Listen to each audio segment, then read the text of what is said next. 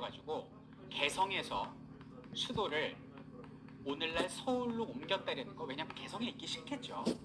자기가 죽인 그 왕씨들의 원혼도 있고 새로운 신세계라면 수도부터 옮겨야 될 거 아닙니까? 그래서 이제 오늘날 여기서 서울로 수도로 옮겼다. 이게 전부 다예요. 업적이 없어요. 왜 업적이 없을까요? 첫째, 왕이 됐을 때 나이가 너무 많아요. 67세였습니다. 너무 많았고 그 옛날 사람들이 일찍 죽었죠. 왕대 평균 나이가 40대 중반인데 굉장히 나이가 많은 겁니다. 두 번째는 뭐냐면 정치를 몰라요. 싸움 잘해요.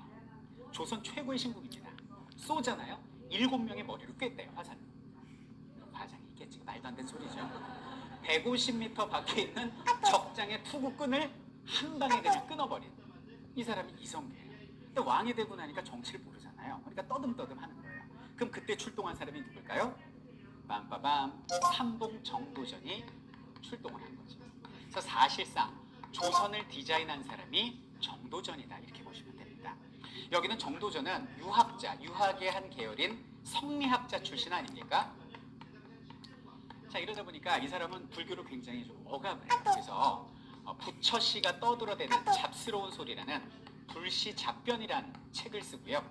불교를 탄압을 합니다. 그래서 또 하나의 개국공신이었던 무학대사도 이 상황을 딱 보고 스스로 물러나요. 좀 있다가 개국공신 다 비참하게 죽어요. 방언이 안 돼요. 근데 유일하게 죽을 때까지 존경받으면서 행복하게 살다 간 게 무학대사거든요. 그건 뭐였을까요? 자신을 낮추고 때를 알아 물러날 줄 아는 딸의 부적 겸양지덕. 그 겸양지덕 때문에 내가 일을 다 했네요. 그리고 딱 집권하거든요. 그러니까 오히려 더 유명해지고 왕들이 가까이 하는 거죠. 이런 겸양지덕 때문에 무학만 무사하고 뭐 정도전 전부 다 한테 맞았습니다. 어쨌든 불시잡변을 썼고, 그리고 조선 경국전이라는 정치제도 초안을 쓰는데요. 이 조선 경국전을 보면 기가 막힌 말이 나옵니다. 이런 말이 나와요.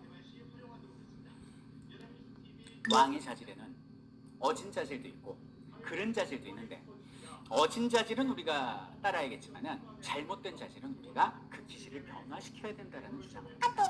이건 왕 입장에서 들으면 정말 건방진 얘기죠. 정도전은 항상 이런 말을 하고 다녔다고 해요. 이성계가 나를 찍은 게 아니라 내가 이성계를 선택했다. 이 조선은 내가 건국한 거에는 건방질 정도의 자신감이 있었던 거죠. 실제 이성계가 아는 게 없으니까 여기는 정도전한테 모든 것을 다 맡깁니다. 그래서 우리 수도 서울의 위치부터 시작해서 남대문, 동대문 다 만든 사람이 여기는 정도전입니다. 여러분들 우리 서울에는요 유교적 덕목, 인, 다음에 뭐예요? 의, 예, 지, 신이 다 들어가 있거든요. 자, 한번 볼까요? 도성의 모습인데 동대문 뭐라 그래요? 흥인시장! 밀리오레 두타 말고 흥인시장. 그래서 인이 들어간 거고, 서대문은 돈의문, 인의, 그 다음에 남대문은 숭례문, 예, 그리고 북대문은 지, 인의, 예, 지가 들어갔는데 딱 지로 해보니까 백성들이 너무 똑똑해 좀 피곤할 것 같거든요. 그래서 정의로하라 그래가지고 숙정문으로 이름을 바꾼 겁니다. 신이 빠졌죠. 그게 뭐예요? 타종식하는 땅 가운데 있는 보신각. 이렇게 해서 인의예지신이라는 이 서울에 이름까지 여기는 정도전이 붙였고, 그리고 경복궁 있죠. 경복궁의 이름도 그 뭐 궁궐 디자인부터 뭐 남쪽으로 문을 내고 경복궁이라는 이름도 정도전이 지었는데, 그리고 항상 임금님은 근면하라고 정사를 보는 건물의 이름을 근정전이라고 짓고 완벽하게 조선을 디자인한 진정한 실권자가 여기는 정도전이었다. 이렇게 보시면 되겠습니다. 자, 그런데 여기 있는 정도전에게는 천하의 라이벌이 있었으니 그것이 바로 이방원입니다. 보실까요? 자, 이성계는 아들을 굉장히 많이 낳습니다. 전부 다 방자 돌림인데요.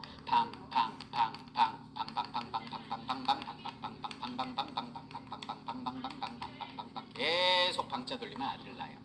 첫째가 방우고, 둘째가 방과, 방의, 방간, 방원, 방연, 방번, 방석, 방구. 방구면 안 되죠.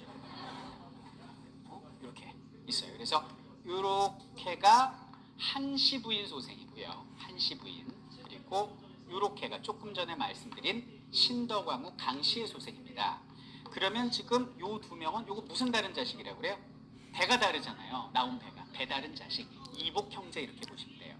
근데 여기는 한씨는 병으로 고생하다가 남편이 왕 되는 것도 못 보고 죽었고요. 남편을 왕으로 만든 개국공신이 여기는 강씨가 됩니다.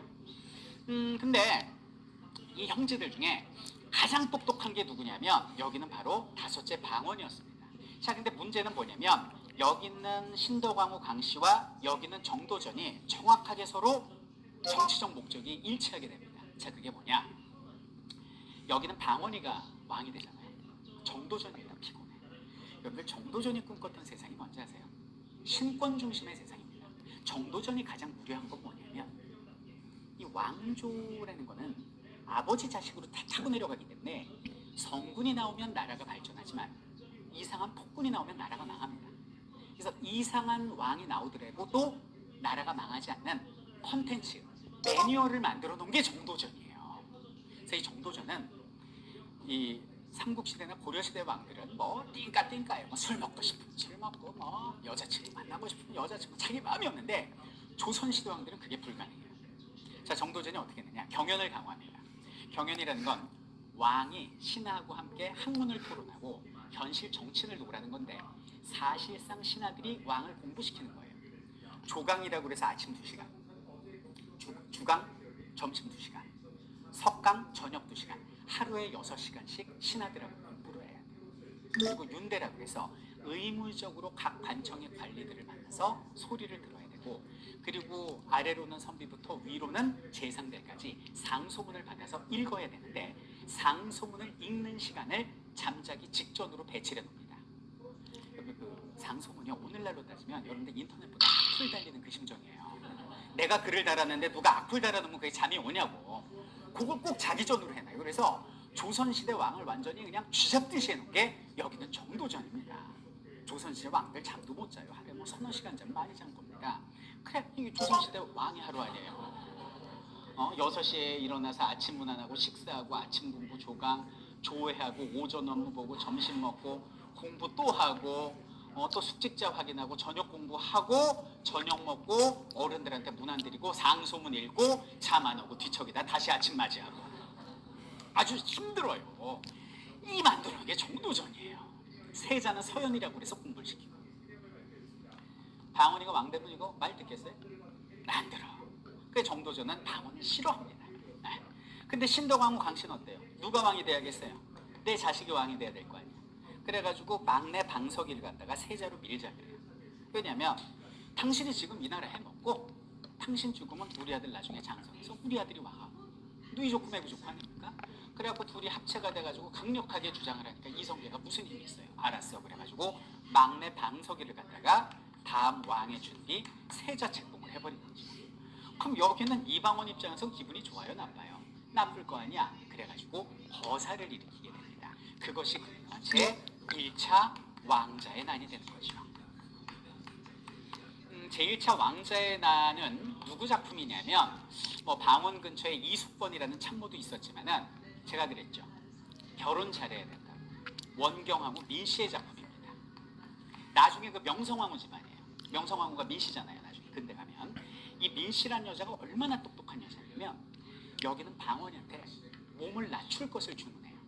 당신이 조금이라도 나대면 정도전하고 여기는 당신의 표적이 될 수 있으니까 정치에 관심 없는 척 낮추세요라고 얘기를 합니다. 근데 이제 난을 일으키려면 군사를 모아야 되잖아요. 친정집에서 돈을 구워와. 그래갖고 무기를 구입해서 그거를 땅속에 숨겨놓습니다. 그리고 1차 왕자의 난이 벌어지는데 이게 몇 명 모였는지 아세요? 돈이 없으니까 40명, 이게 40명이 일으킨 난이에요. 40명을 딱 모아놓고 무기를 꺼내는데 무기수가 모자라. 그래갖고 창을 갖다 반으로 꺾어가지고 나눠 가집니다. 그래봐야 30개밖에 안 되니까 나머지 10명은 막대기를 들고 갑니다. 이게 제1차 왕자의 난이에요. 그리고 떠나기 전에 장롱문을 열고 장롱에 감춰뒀던 갑옷을 꺼내서 남편 방언이한테 입혀줍니다. 그리고 가슴을 탁 치면서 얘기해요. 여보, 반드시 승리하고 돌아오세요. 승리 못하면 마누라한테 혼나. 그러니까 알았어요. 그리고 나가가지고 난을 벌인 거죠. 그래가지고 여기는 이방원이가 이제 부인의 힘을 얻어가지고 1차 왕자의 난을 벌입니다. 그래서 여기는 정도전을 갖다가 죽여버리고요. 그리고 방번하고 방석까지 모두 다 제거를 합니다. 난의 명분은 뭘까요? 정도전이 우리 왕자들을 죽이려 했기 때문에 내가 선수 쳤다는 거짓말이죠, 거짓말. 그런 명분으로 싹 반대파들을 제거를 한 거예요. 이게 1차 왕자의 난이 됩니다. 자, 그럼 이방원은 바로 자기가 왕이 될 수도 있었지만은 항상 이렇게 들고 일어나는 사람들이 특징들이 있어요. 바로 왕이 안 됩니다. 그래서 이제 제일 큰 형을 왕으로 앉혀야 되는데 병사에서 없어요, 큰 형이. 그럼 누가 돼야 돼요? 둘째 형을 앉히는 거죠. 그 둘째가 안 하려고 해요. 바보다. 나 좀 살려.